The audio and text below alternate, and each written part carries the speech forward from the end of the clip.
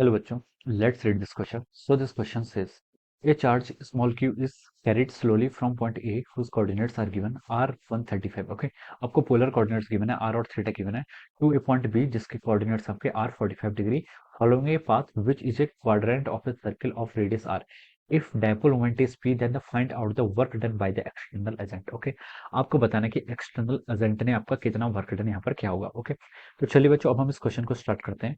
तो देखिए बच्चों इस क्वेश्चन का की कॉन्सेप्ट आप क्या लिख सकते हैं. The key concept of this question, देखिए हमें इस क्वेश्चन का की कॉन्सेप्ट क्या लिख सकते हैं. देखिए यहाँ पर हमसे बोला है कि एक चार्ज पार्टिकल को हम ए से लेकर आपके बी पॉइंट पर लेके आ रहे हैं. ओके, ए पॉइंट से to A point B. Okay, following path. Okay, हम क्या कर रहे हैं, देखिए यहाँ पर आपका चार्ज पार्टिकल को देखिए इस पार्ट से हम देखिए लेके आ रहे हैं आपका कहाँ पर, इस बी पॉइंट पर लेके आ रहे हैं. ओके, और आपसे पूछा कि कितना वर्क डन क्या होगा बाय द एक्सटर्नल एजेंट, वो आपको यहाँ पर कैलकुलेट करके बताना है. ओके, तो देखिए बच्चों अगर हम किसी चार्ज पार्टिकल को, मान लीजिए उसका चार्ज क्या आपका स्मॉल क्यू है, क्वेश्चन में गिवन किया हुआ है. ओके, स्मॉल क्यू चार्ज को हम लेके आ रहे हैं ए से बी तक लेके आ रहे हैं. ओके, तो देखिए बच्चों यहाँ पर आपका एक डायपोल है, here it is an dipole. यहाँ पर क्या आपका एक कोई डायपोल है. ओके, इसका डायपोल मोमेंट आपका पी है, क्वेश्चन में आपको क्या कर रखा है, गिवन कर रखा है.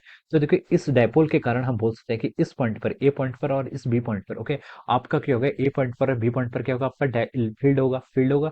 या फिर हम बोल सकते हैं आपका क्या होगा, इलेक्ट्रिक पोटेंशियल होगा. क्या होगा आपका, इलेक्ट्रिक पोटेंशियल होगा. ओके, इन दो पॉइंट्स पर हम क्या बोल सकते हैं, यहाँ पर आपका इलेक्ट्रिक पोटेंशियल होगा.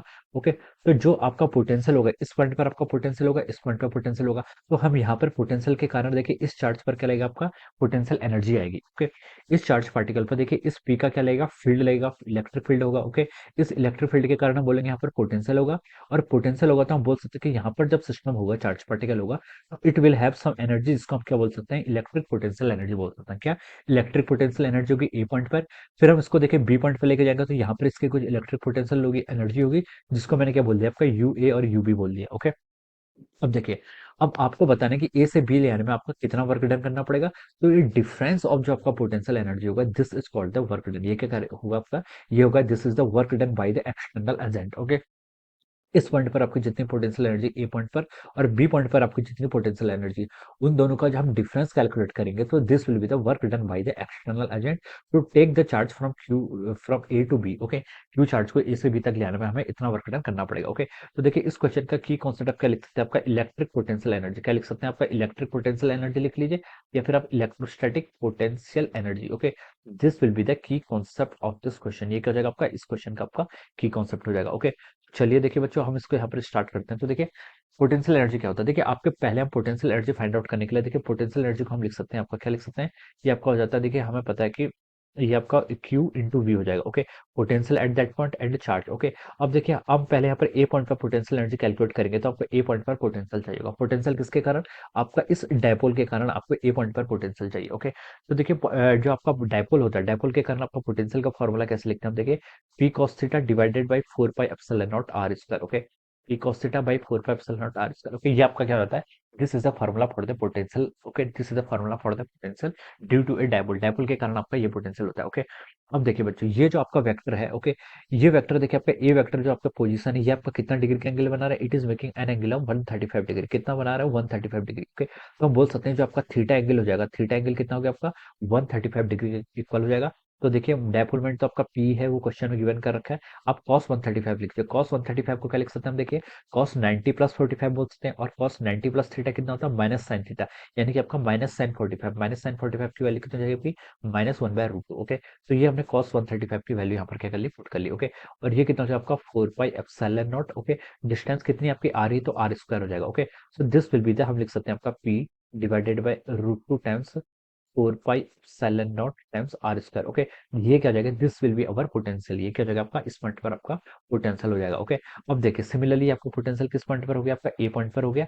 आप पर देखिए यहाँ पर चार्ज पार्टिकल के पास कितनी एनर्जी होगी. ओके, तो ये आपका वी ए मान लीजिए. ओके, अभी के लिए सर वी ए लिख लीजिए. ओके, अब potential at point B, B point पर पोटेंशियल फाइंड आउट करेंगे तो देखिए ये कितना होगा आपका, P cos theta divided by 4 pi epsilon naught R square. Okay, ये हम फाइंड आउट करेंगे.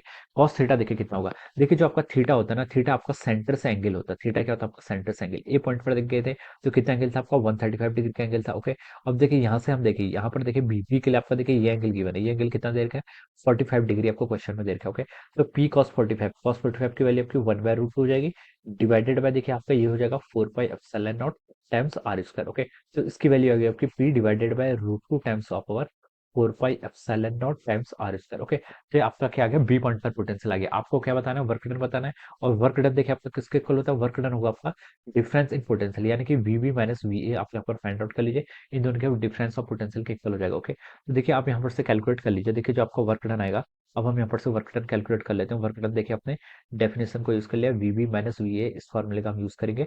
तो क्यू आपका क्या रहेगा, क्यू आपका चार्ज पार्टिकल देखिए क्यू है। ओके, वीबी माइनस ई है। इस पोटेंशियल में से हम इस पोटेंशियल को माइनस कर देंगे तो देखिए कितना होगा आपका, 2 टाइम्स हो जाएगा, 2p divided by root of 4 pi epsilon naught times of our R square. Okay, ये आपका इतना हो जाएगा। ओके, अब आप इसको क्या लिख सकते हैं, देखिए रूट 2 से आप ऊपर पड़ जाएगा तो हो जाएगा आपका root 2 Q times P. Okay, divided by कितना हो जाएगा आपका, डिवाइडेड बाय आपका 4 पाई एप्सिलॉन नॉट और R square. Okay, root 2 Q P और 4 pi epsilon naught R square. Okay, so this will be the work done, ये क्या है आपका, this will be the work done by the external agent. Okay, so this will be the answer of this question। ये क्या हो जाएगा आपका, इस क्वेश्चन का अपने आप से आंसर हो जाएगा। Okay, so I hope you all understood this concept। all the best and thank you so much।